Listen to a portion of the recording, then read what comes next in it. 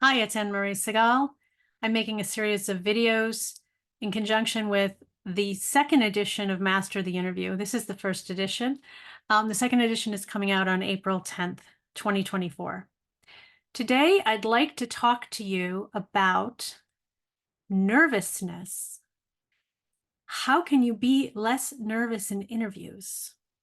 So there are a lot of things that provoke nerves in interviews. I mean, one is the pressure, of course. If you really hate where you are now, almost anything seems better. I was about to say anything, but hopefully you're not there yet. Almost anything seems better. And so there's this fear of, oh my God, I might be stuck returning to that horrible job. And what I can say about that is if you let that fear, that pressure guide your interviews, you will be much more likely to return to that job. So listen up to what else I'm about to say. Okay. Fear of rejection, fear of fill in the blank. There's a lot of fear with interviewing. I know this personally. I used to be afraid of interviews myself, just like I was afraid of making videos and releasing them to the public, just like I was afraid of taking client calls. By now, I've taken, wow, hundreds, multiples of hundreds of calls with prospective clients. They don't all go the same way. I don't have a rehearsed speech that I present. But I know my lines, if you will. I know the questions they're likely to ask, and once in a while I'll get a curveball.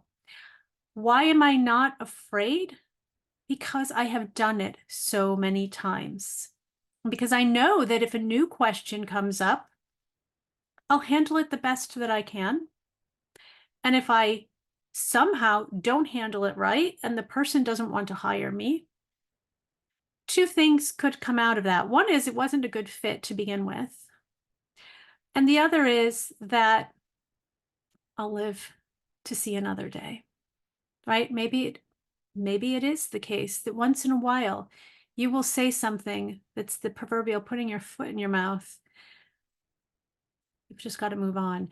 In fact, even sometimes when you do that, not fessing up I've ever done this myself.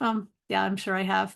When you do that, when you put that proverbial foot in your mouth, meaning that you say something that wasn't really something you planned to share, a lot of what you do next is important. How can you demonstrate resilience? How can you come back from that? What I suggest you do to prepare for this, to help the fear go away, and to not have those moments is practice and practice and more practice. Get as much practice as you can in mock interviews, in real interviews, in elevator pitch conversations, etc.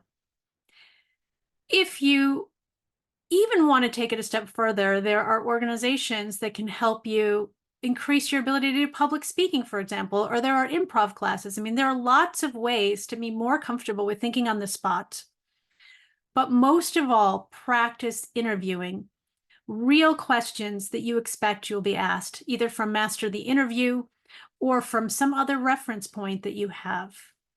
And see what comes out of your mouth. At the very least, and I used to do this as I was practicing when I first started making videos for YouTube. Take your voice memo app on your phone or otherwise record yourself.